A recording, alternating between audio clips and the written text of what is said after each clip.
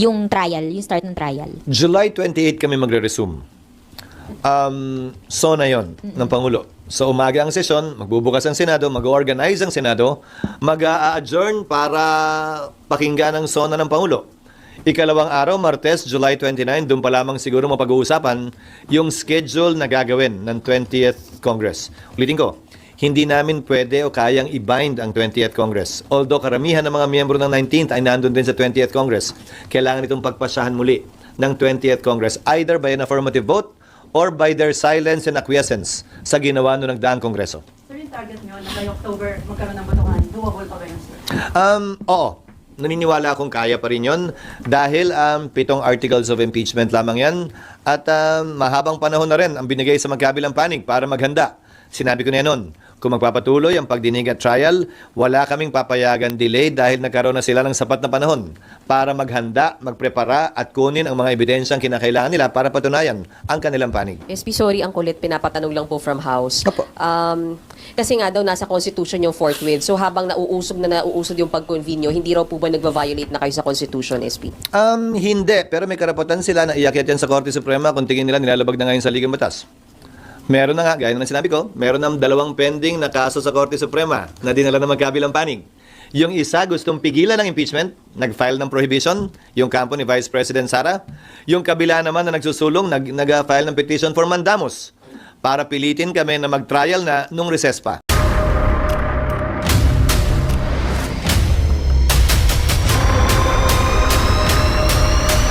Bago tayo mag-umpisa, baka pwede nyong i-like ang video na to. Malaking bagay ang like sa aming mga content creators. Maraming salamat po.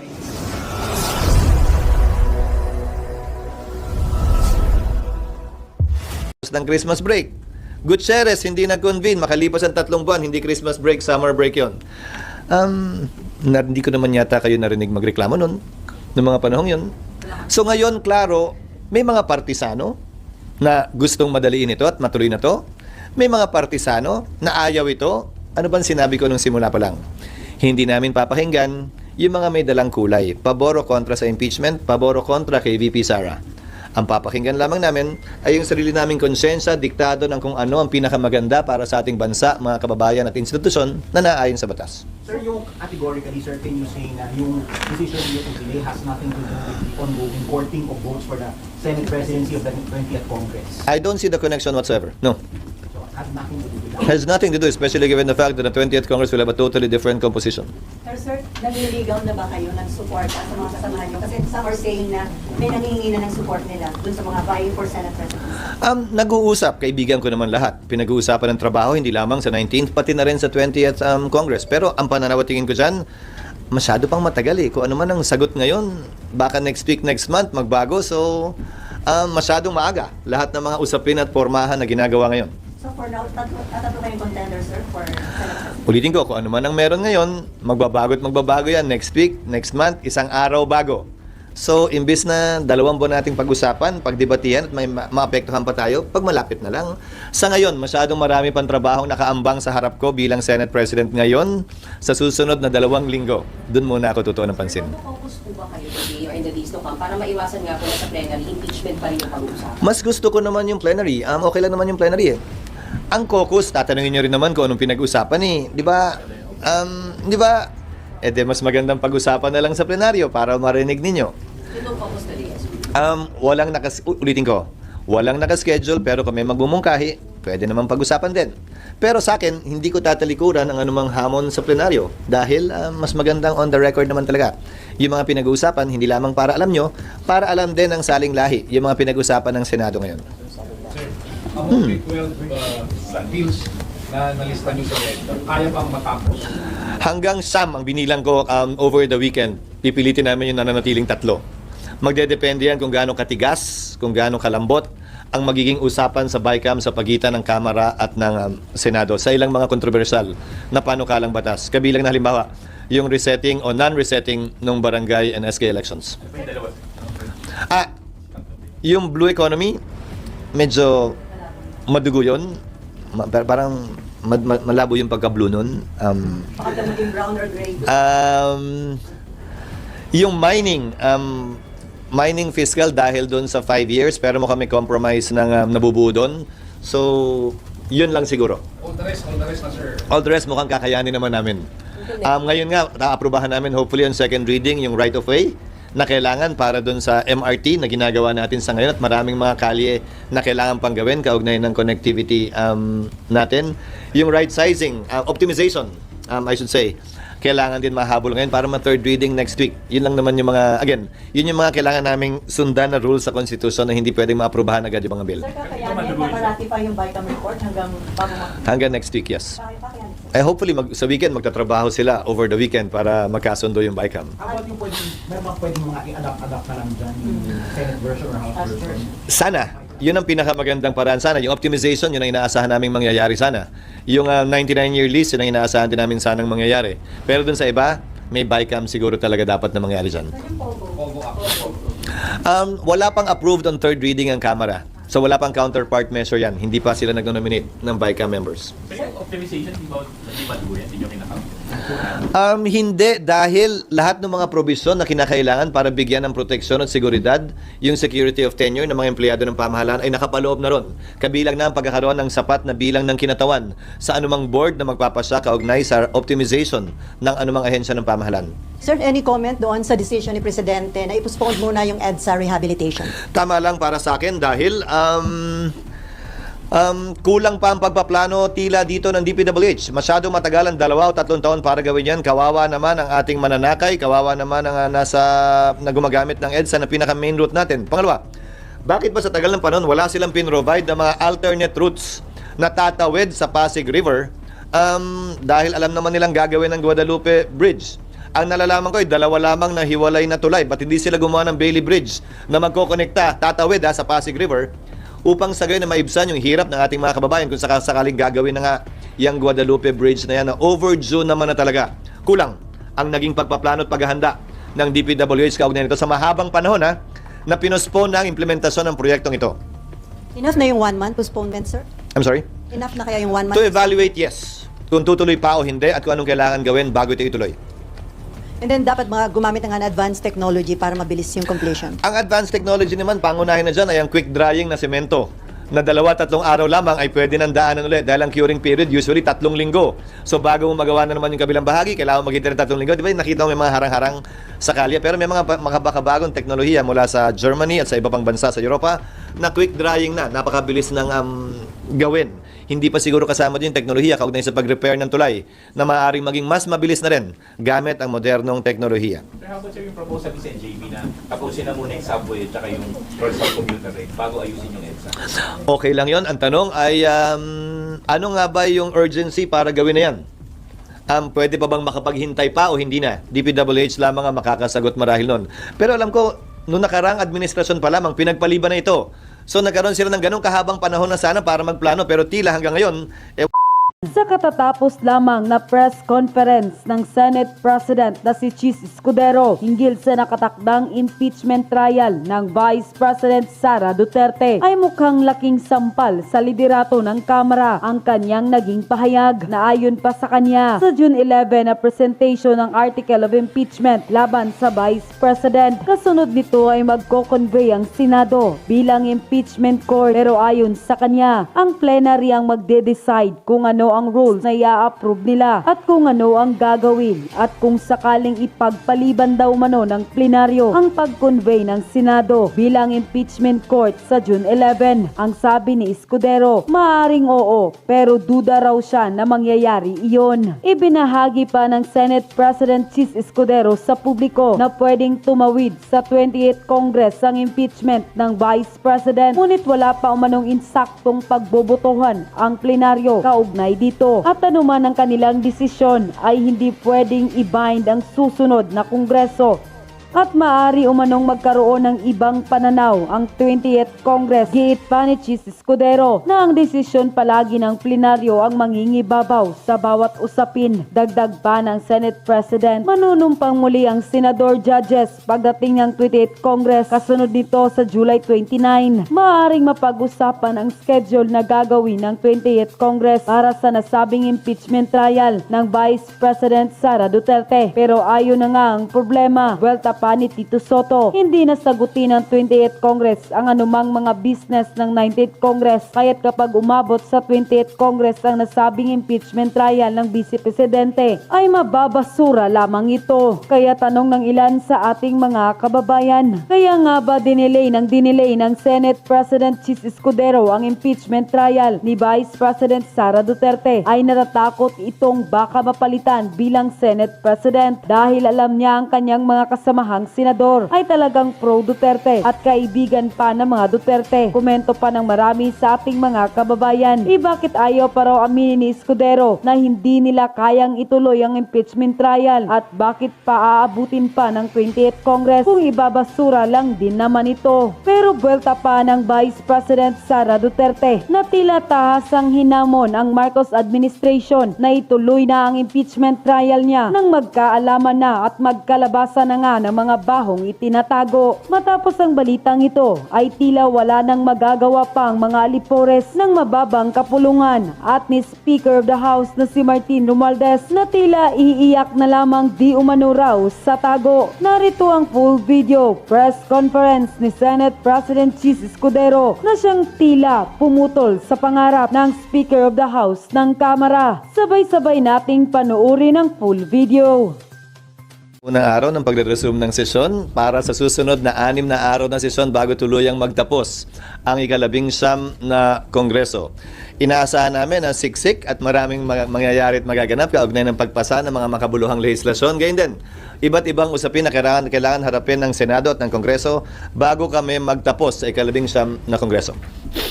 Sir, bagamat may nakaka-appreciate na priority niyo na yung approval ng mga priority bills, but according to Senator Amy Marcos, yung pag-schedule ng impeachment proceedings, tagapin na daw na talo na daw yung impeachment. Ang plenaryo ang dapat magpasya niyan. Klaro naman ang kanyang opinyon at posisyon kaugnay sa bagay na yan. Pero hindi para sa akin na sabihin niya yung posisyon ng kabuuan ng Senado. Pag-uusapan yan sa susunod na mga araw marahil kapag nag-resume ang plenaryo, lalong-lalo na sa tinakdang petsa kung hindi ito mababago ng plenaryo sa ika-11 ng Hunyo. Sir, sinabi ko sa Sen Coco na yung senators po binanggit na dapat yung state precedence over your legislative. Pag-uusapan namin yan mamaya marahil dahil kapag naka-recess ang Kongreso at nakalagay sa Rule 1 ng impeachment rules ng Senado, Senate President ang unang magtatalaga ng schedule, pero hindi naman ibig sabihin na nakaukit na sa bato yun. Pwedeng baguhin yan kung sakasakali at anumang oras ng plenaryo. Kung yan ang mangyayari, plenaryo ang masusunod. Pangalawa, yung binabanggit na rule ni Senator Coco, Rule 10 in particular, yan ay tumutukoy na sa trial. Wala pa po kami doon. Hindi pa nga nagsisimula ang trial, hindi pa nga nare-refer yung impeachment complaint sa rules para magsilbing hudyat, para buuin na ang impeachment court na siyang magko-conduct ng trial. At sinabi ko na rin ito noon pa, nung inihain pa lang ang impeachment complaint. Ang pinakamalayong mararating na ng Senado ay mag-issue ng summons. Dahil meron 10 araw para magsumite ng sagot ang nasasakdal at pagdating ng June 30, mawawala na ng bisa ang otoridad ng mga prosecutors o sino mang kukunin nila na pribadong prosecutor na tumayo kaugnay ng kasong ito. Hindi pwede magpatuloy ang kaso na may isang panig lamang at wala ang kabilang panig. Sir, what about yung sinasabi ni Senator Coco na parang ang sayang daw kung na-convene na sana this week, may 7 to 8 days na nabigay ng summons, napasagot na si VP. Hindi, 10 days nga yun eh. Nakalagay sa rules, 10 days from receipt. So kung June 3 na padala, June 13 matatanggap, adjourned na rin ang Senado. Kung June 11 pinadala, June 21, adjourned na rin ng Senado at may naiiwan na lamang na ilang araw ang bisa ng otoridad nga ng mga prosecutor para ipagpatuloy ang trial nang walang panig mula sa kanila. SP. Hindi na rin sila pwedeng sumagot ng pleadings kung halimbawa may pleading o sagot sa summon si VP, hindi na rin sila pwedeng mag-file ng sagot nila. Hindi, dahil tapos na ang kanilang otoridad at otorisasyon mula sa 19th Congress, hindi tulad ng Senado na semi-continuing body pang may sasabi. Ang Kongreso nagtatapos ito pagdating ng June 30. At anumang otoridad na binigay, authorization na binigay sa kanila, magwawakas na rin yan ng June 30. Ang private prosecutors, kung may kukunin sila, ganun din.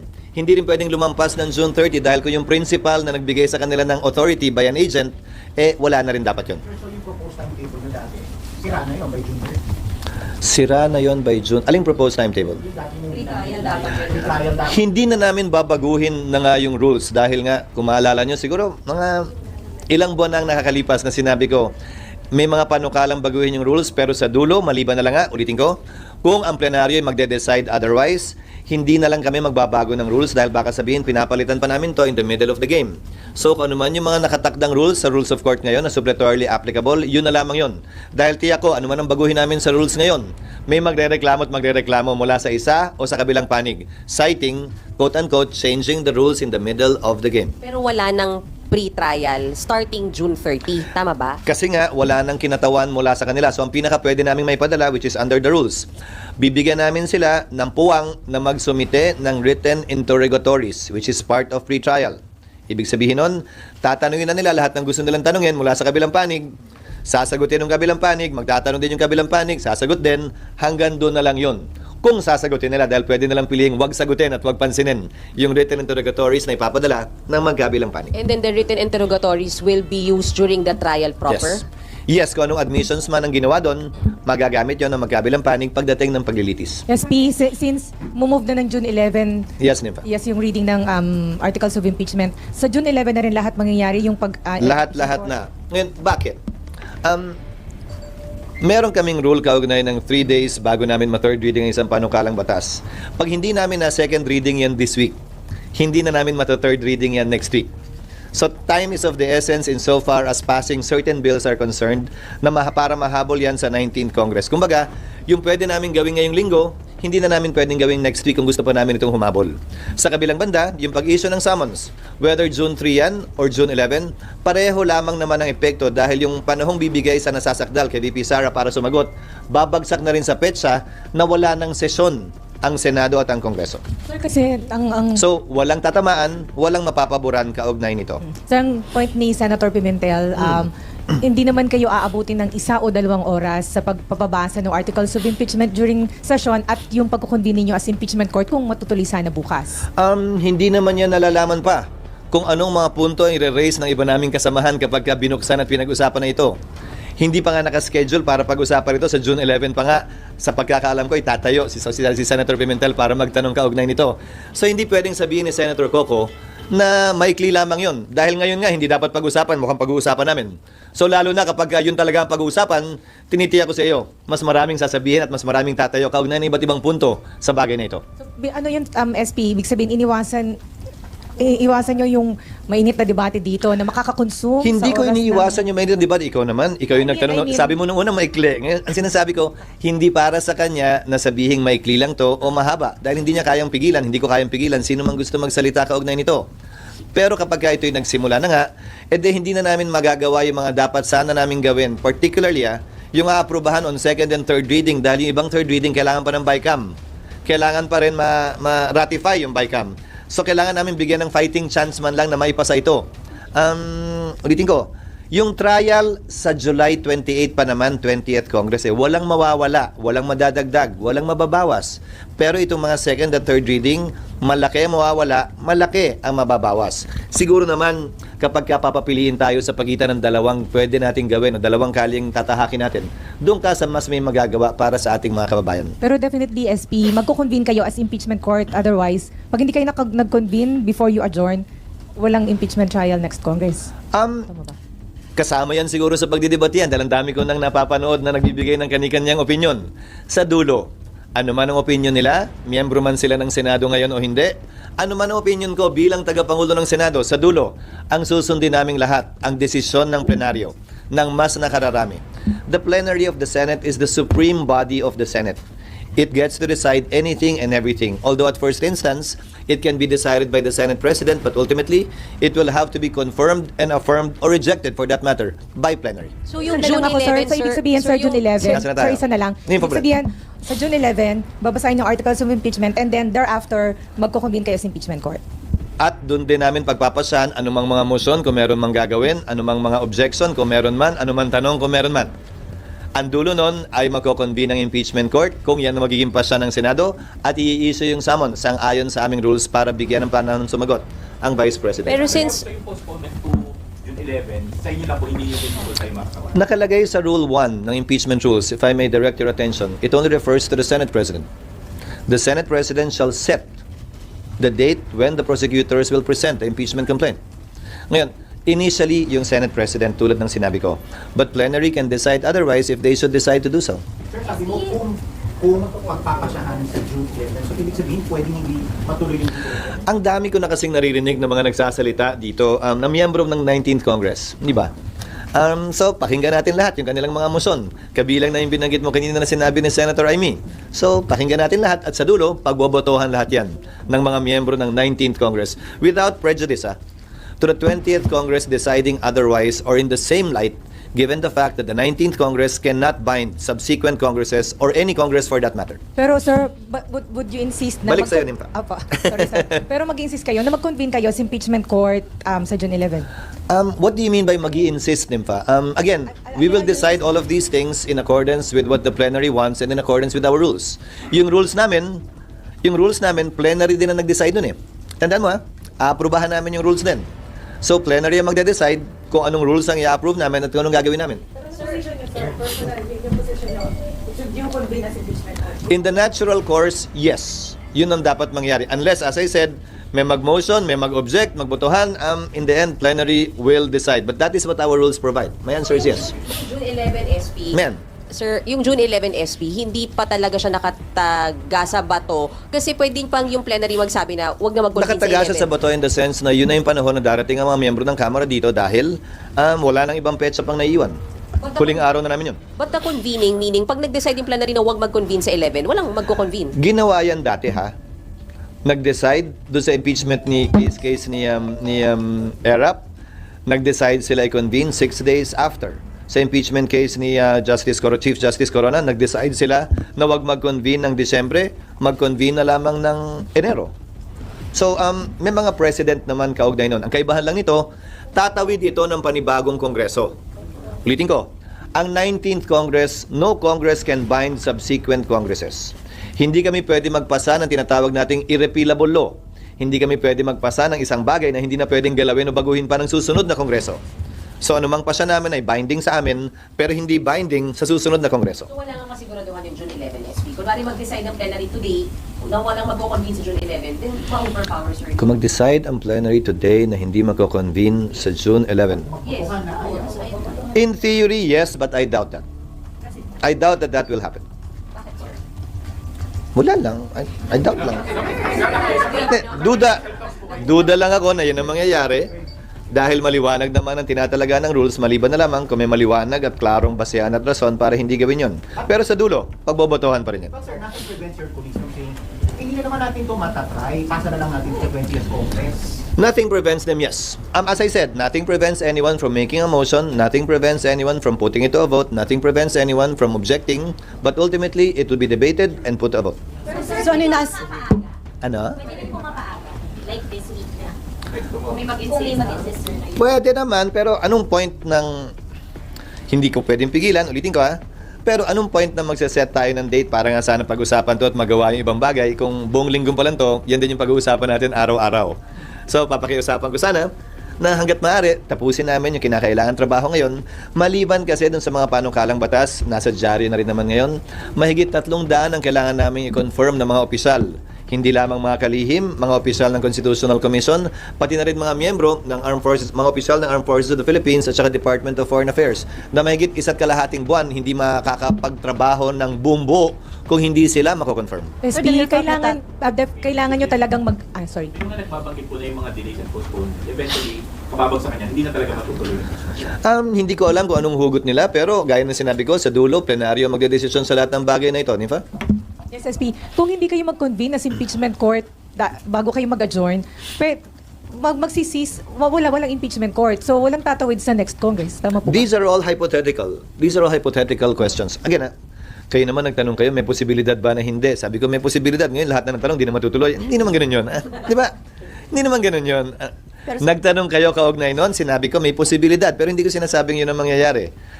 I'm just being honest and frank and straightforward that there is that possibility always. But it has never happened in the past.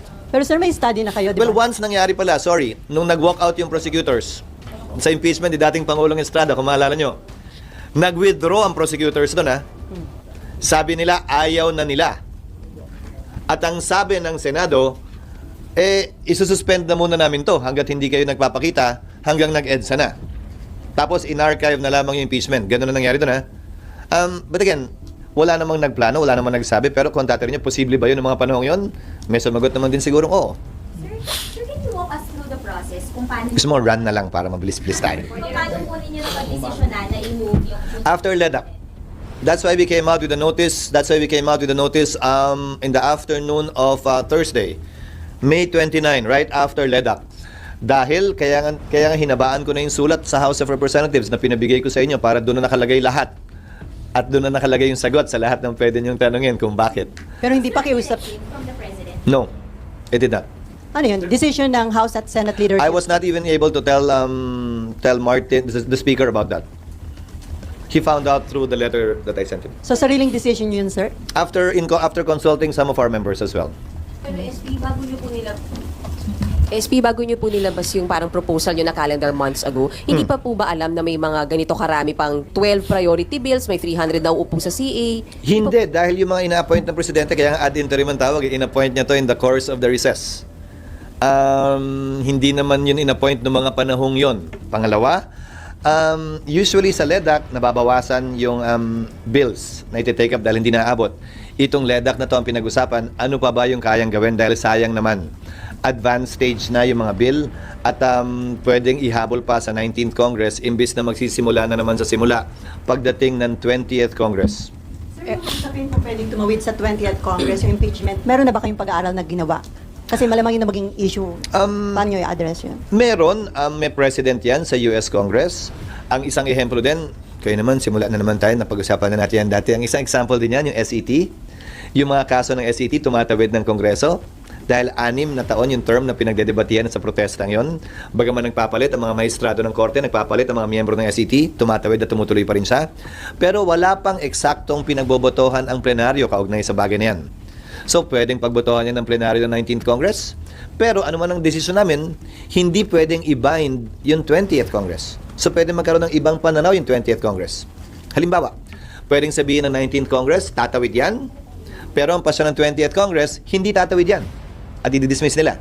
So, depende. Sa dulo, you have to understand, in Congress, plenary is supreme. It's not the decision or the voice of one member, even if he or she is the Senate President or an officer of the Senate or the House. Desisyon palagi ng plenaryo ang mangingibabaw sa anumang usapin. Sir, may implication kung merong magiging senator judge, ang ngayon palang sinasabi, itagaan nyo sa bato, hindi may impeach si BP Sara. Desisyon at pasya nila yon, hindi para sa akin na husgahan yon. Pero nakalagay sa aming rules na hanggat maaari ay maging impartial sana ang bawat senator judge hanggat hindi pa naririnig yung kaso mismo. Maging ganun pa man, ang pag-inhibit ay voluntary decision sa parte ng sinumang hukom. Hindi ito pinagbobotohan ng mga miyembro ng hukom mismo. Halimbawa, magbobotohan kami, hoy, ikaw, tanggal ka na. Hoy, ikaw, sa dami ng sinasabi mo, wag ka na. Hindi pwedeng gano'n. Ano? mag-motion yung prosec na Pwede sila mag-motion, o baka naman prosec agad, ba't hindi naman defense ikaw naman? Pwede mag-motion ng magkabilang partido. Pwede mag-motion ng magkabilang partido, pero desisyon yan nung pinapa-inhibit o pinapa-recuse na hukom. Alam din niya dapat yan. SP, meron kasing article. Parang nakarami ka ng kapinipang yung umaga. Pasensya na, SP, we have to ask. Meron kasing article sinasabi na yung Yes. pag-delay daw dito sa impeachment, na yung pag-start ng impeachment process is for your self-preservation. Nag-propose daw kayo ng 1 week cooling off period bago i-address yung impeachment complaint. Hindi ko makita yung rason. Hindi ko makita yung rason. Wala yata akong kinalaman. Hindi ako yung nasasakdal sa impeachment complaint. I don't see the connection. I don't see the connection between postponing it. Again, walang mapapaboran ito. Wala rin itong masasaktan. Dahil ang pinaka pwede lang naming magawa mula't mula ay mag-issue ng summons. So walang nawala, wala rin naidagdag. Walang binawian ng panahon, walang inambagan din ng panahon. Ang nakuha lang namin dito ay mas mahabang panahon para gawin yung totoo naman talaga naming trabaho na magpasa ng makabuluhang legislasyon at batas. Sir, how about yung statement po ni Presidente sa Malaysia na ayaw niya naman talaga mag-impeach si BP Sara? May effect ba ito sa naging decision ng... Matagal naman na rin niya sinasabi yan, di ba? At sinabi ko na rin kanina, yung pagpapadala ko ng sulat ng Webes, bugsuyo ng LEDAC, yung kailangan namin tapusin, walang sinabi ang Pangulo o walang utos ang Pangulo kaugnay dyan.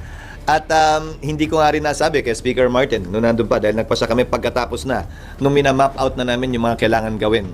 kaugnay sa mga pinag-usapan sa LEDAP. Sir, personally, kasi sa survey, 9 out of 10 nagsasabi na dapat harapin at sagutin ni VP Sara yung mga kaso sa kanya dito nga sa impeachment.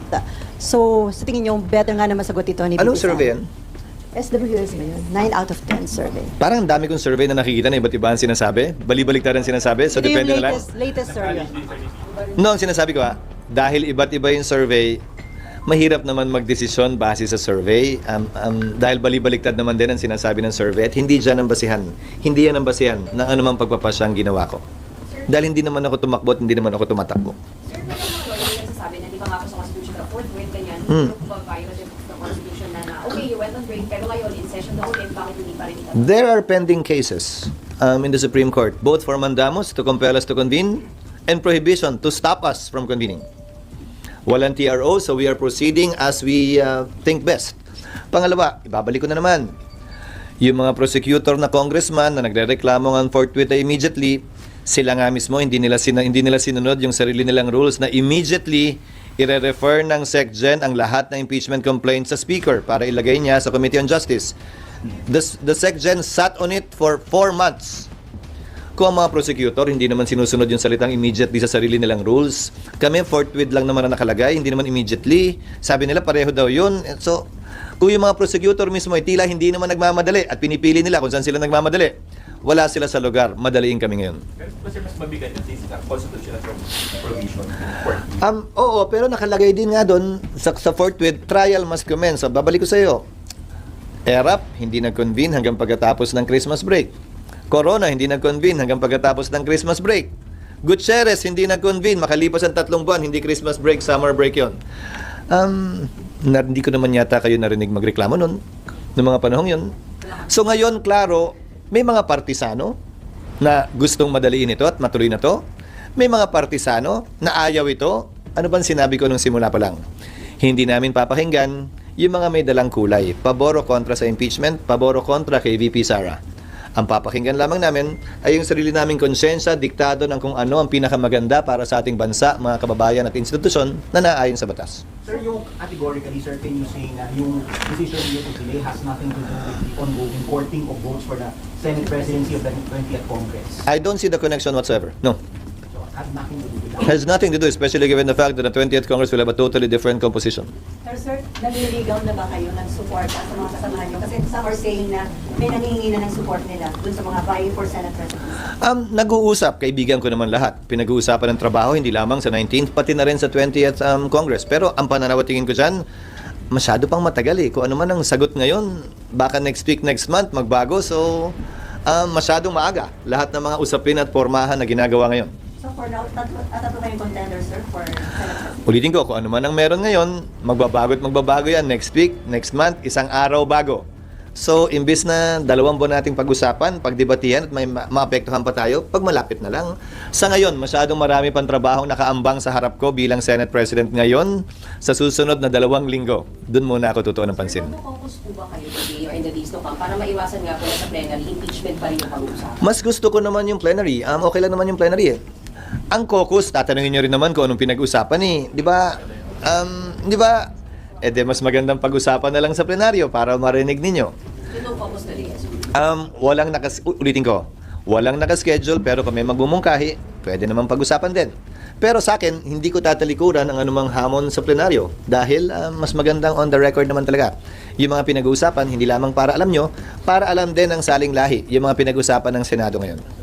Sir, among the 12 bills na nalista nyo sa red, kaya bang matapos? Hanggang Sam ang binilang ko over the weekend. Pipilitin namin yung nananatiling 3. Magdedepende yan kung gaano katigas, kung gaano kalambot ang magiging usapan sa BICAM sa pagitan ng Kamara at ng Senado sa ilang mga kontrobersyal na panukalang batas. Kabilang na halimbawa, yung resetting o non-resetting ng barangay and SK elections. Yung blue economy, medyo madugo yun. Parang malabo yung pagka-blue nun. Baka maging brown or gray. Yung mining fiscal dahil doon sa 5 years, pero mukhang may compromise ng nabubuo doon. So, yun lang siguro. All the rest na, sir. All the rest mukhang kakayanin naman namin. Ngayon nga, naaprubahan namin hopefully on second reading yung right of way na kailangan para doon sa MRT na ginagawa natin sa ngayon at maraming mga kalye na kailangan pang gawin kaugnay ng connectivity natin.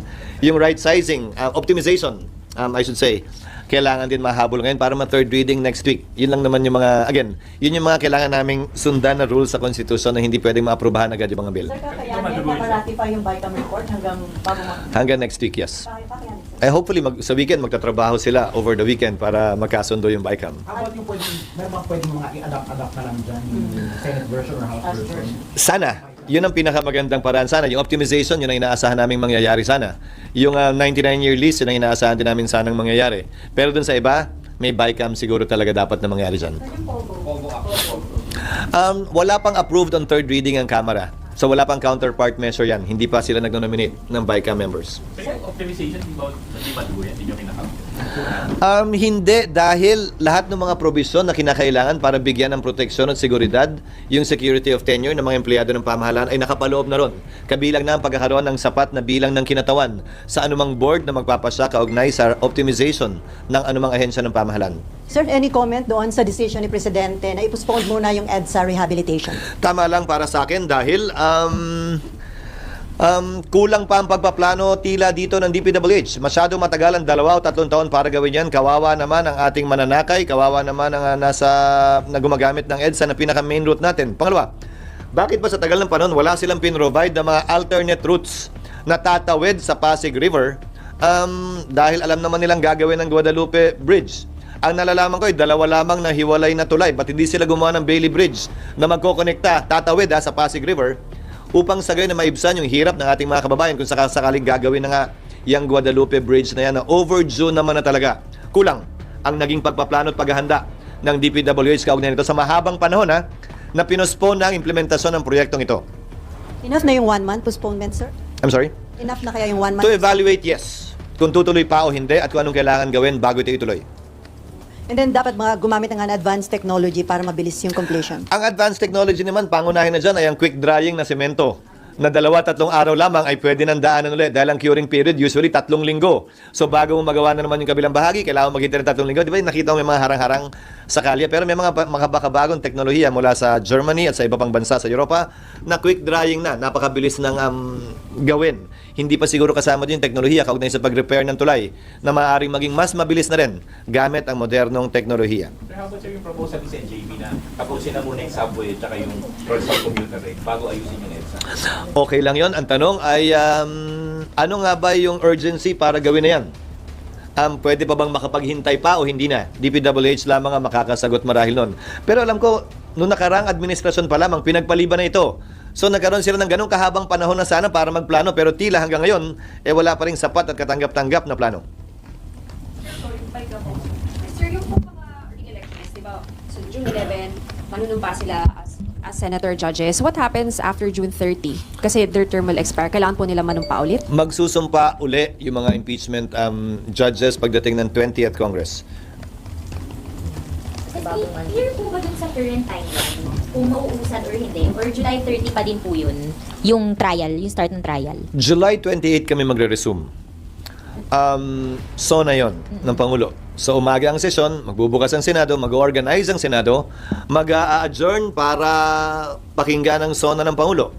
Ikalawang araw, Martes, July 29, doon pa lamang siguro mapag-uusapan yung schedule na gagawin ng 20th Congress. Ulitin ko, hindi namin pwede o kayang i-bind ang 20th Congress. Although karamihan ng mga miyembro ng 19th ay nandun din sa 20th Congress, kailangan itong pagpasyahan muli ng 20th Congress either by an affirmative vote or by their silence and acquiescence sa ginawa noong nagdaang Kongreso. Sir, yung target nyo na by October magkaroon ng botohan, doable pa ba yun, sir?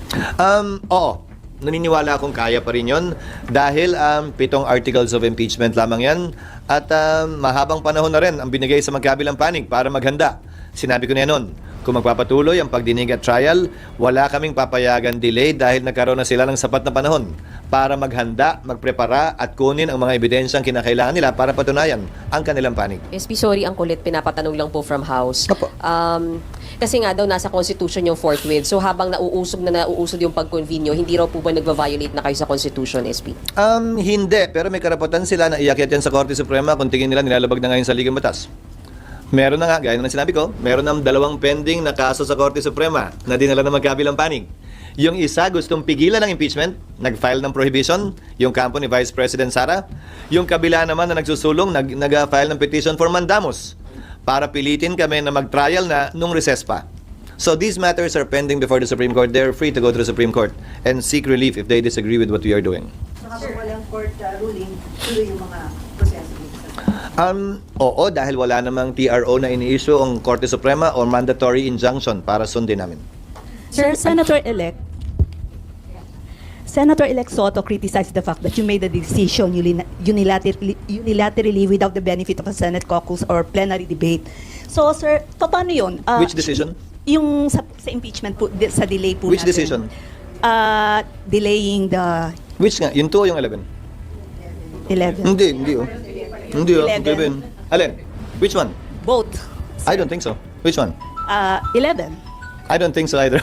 Ay, yung two, this ano, sir? Anyway, Kasi sir, sabi niya, it can be, pwedeng magkaroon ng votation sa mga 20th Congress kasi hindi daw pwedeng tumawid. sinagot ko na yan kanina. Una, kung June 2 ang binabanggit niya, paano kami magbobotohan in plenary, recess kami? Pangalawa, kung June 11 ang sinasabi niya, sa plenary, gaya ng sabi ko kanina, pwede itong pagbotohan ng plenaryo at pag-usapan ng plenaryo. And plenary is supreme. Pangatlo, sinabi ko na rin, at hindi na kailangan din sabihin pa, na yung 20th Congress, hindi namin pwedeng i-bind. Ano man ang pasya namin, iba ang magiging pasya ng 20th Congress o pwedeng pareho. So sa dulo, ano bang sinabi ko pa ulit-ulit kanina pa? Plenaryo ang magdedesisyon. Hindi iisang miyembro lamang, tagapangulo man, opisyal o minority leader o sino man. Sa dulo, plenaryo ang magdedesisyon ito because we operate under that principle that plenary is supreme. So, can you say na nakahang? Ano? Depende sa magiging decision namin. Hindi. Yun yung desisyon hanggang baguhin. Hindi nakahangan tawag doon. So, excuse me po, yung authority na kayo yung nag-decide muna na mag-move from June 2 to June 11, nasa Senate rules and SP na nasa authority nyo po yun na naka-break. Article 1 ng impeachment rules. Ni hindi nag-distinguish kung naka-break o hindi. Hindi kaya magkaroon miscalculation. You have the rules with you. So that stands until Nakalagay doon. Baguhin ng plenary. Unless baguhin ng, hindi until unless baguhin ng Senate. Unless we Ako yung nandun sa picture, 17 out of the 24, dyan sa picture na yan, mag-carry over to the 20th Congress eh. So, kung ano man yung magiging decision nyo, you have the numbers to sustain it in the next Congress. Depende. Yung boto naman kasi minsan nagbabago, depende sa kalagayan ng panahon, depende sa lakas ng hangin o hina ng hangin o lakas ng ulan o hina ng hangin o init ng panahon. So depende, hindi ko pwedeng sabihin ganun lang yan. Tinignan mo na yung mga picture. Yes. Nagbago yung composition dun sa mga senador. Nagbago po ba yung passion nila after ng election? Ano po ba yung... Hindi ko alam, malalaman natin sa pagbubukas ng Senado ngayon. Pero base sa mga nakakausap ko, nagbago ang posisyon tungkol saan? Sorry. impeachment? Ano tungkol sa impeachment? Mag-aangwit or Kung gusto ba nila or hindi na? Hindi namin napag-usapan yun. Hindi ko tinanong yung tanong na yun sa kanila. Sir, sabi po ni Congresswoman-elect De Lima na ito daw pong pag-move to June 11 is a sign that the Senate wants to kill the impeachment trial. Your reaction lang po? Hindi ko trabahong reactan ang congressman-elect na hindi pa naman formal na nagiging prosecutor o bahagi ng trial.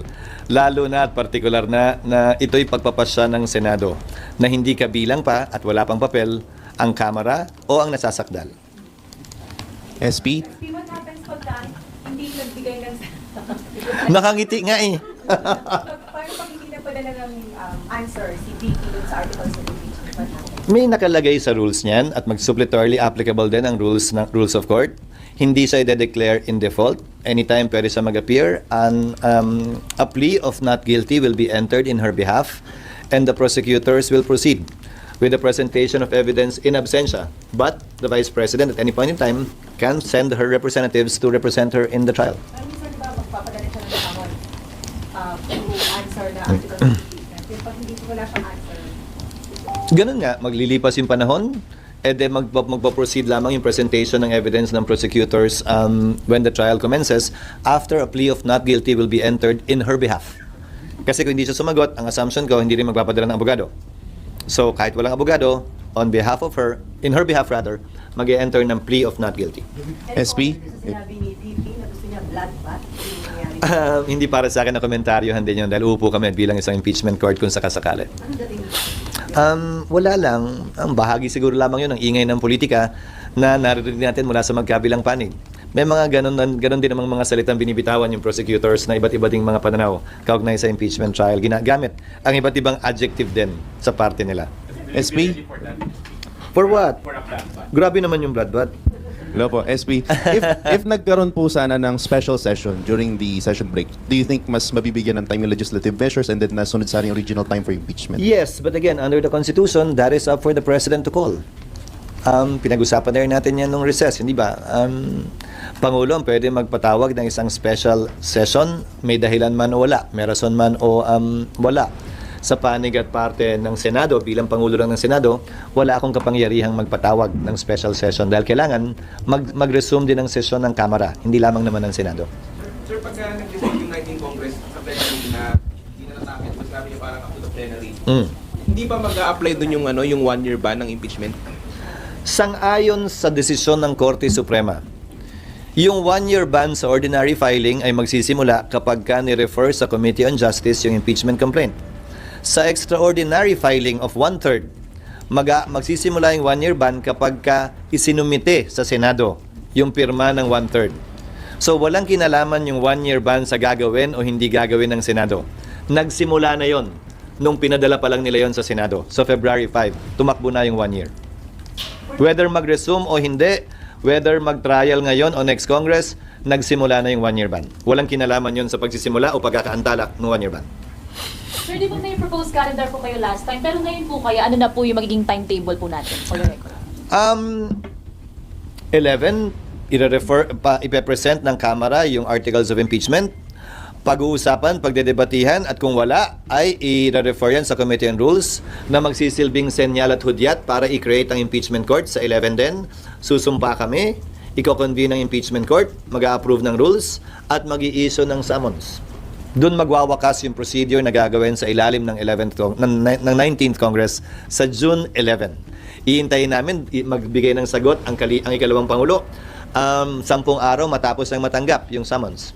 Pagkagat ng June 30, wala nang otoridad ang mga prosecutors o private prosecutors nila, so maaantala ang trial at iintay na yung pag-resume o pagbubukas ng panibagong kongreso. Sa pagbubukas ng panibagong kongreso, magpapasya sila, sasang-ayon ba sila sa ginawa ng 19th Congress o babaguhin ba nila ito?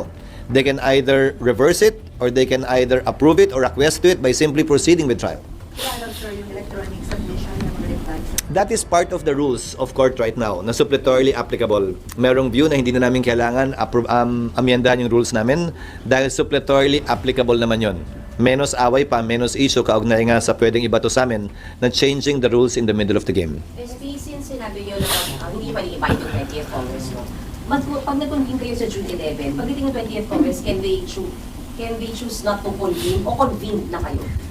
They have to convene. Reconvene on the 20th? Yes, the 20th Congress has to convene because you have new senator judges. So they can also, chances are, if may chance na, pwedeng hindi sila mag-convene kung ayaw. There is that possibility.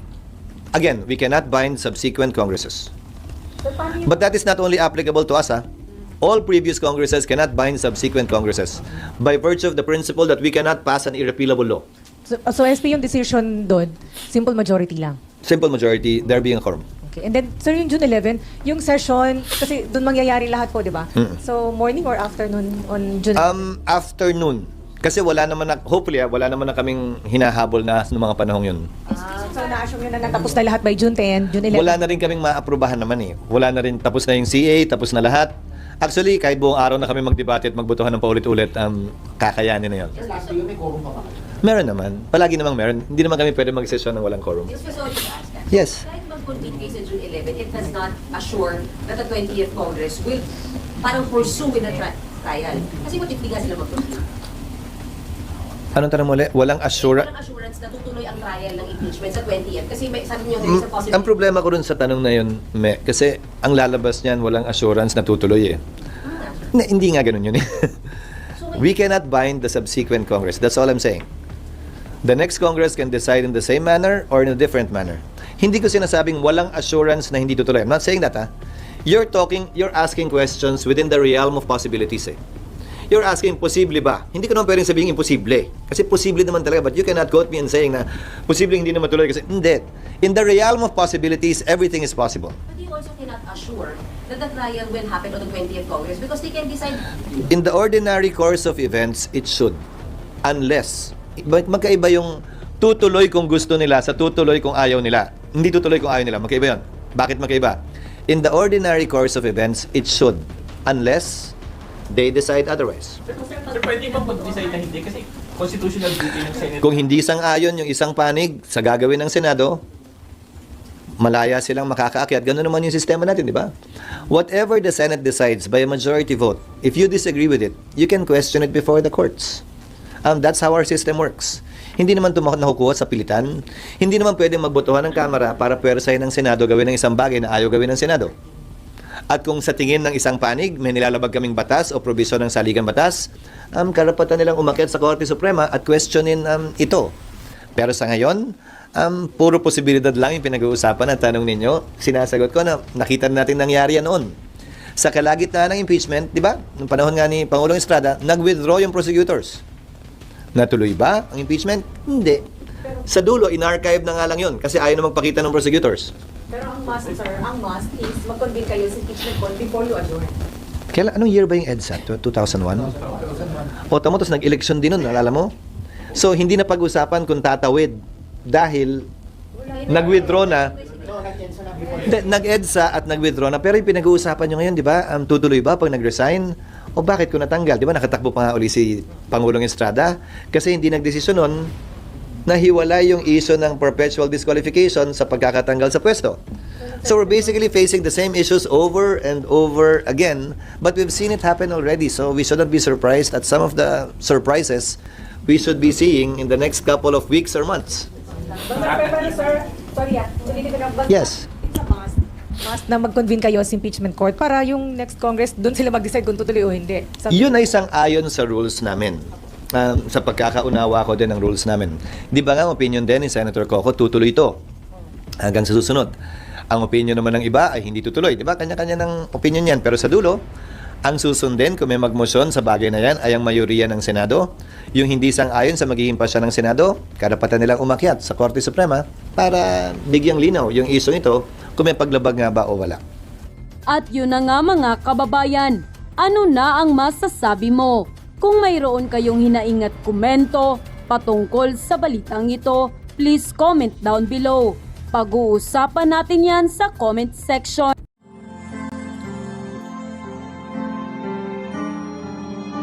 Ano yung melody ng song? Ang bayan ko'y pinagpala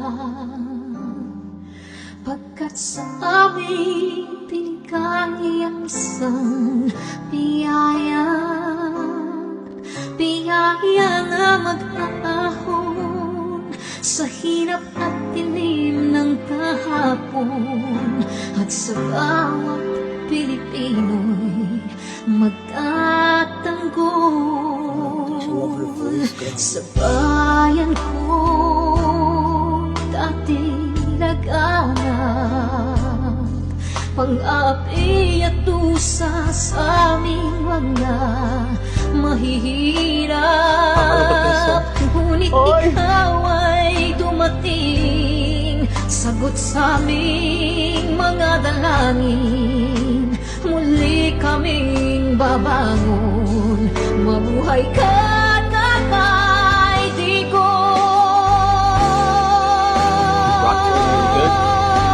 Ama maraming salamat aming mga mata'y minuhulat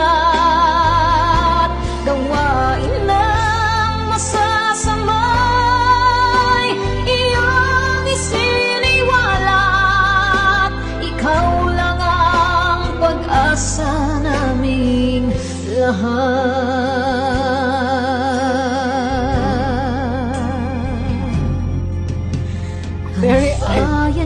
Minamatay niya ako kung iyak ako. Pilipinas muling makikilala at itataas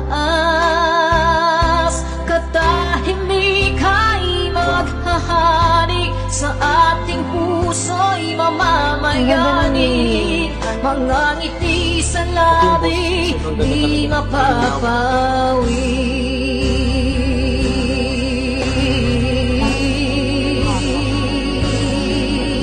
The breathing though. Mabuhay ka, Tatay Digong, maraming salamat. Ang malasakit sa Pilipino ay walang kasing tapat. Ika'y paglalaban ng iyong mga anak. Tunay kang biyaya sa bansang Pilipinas.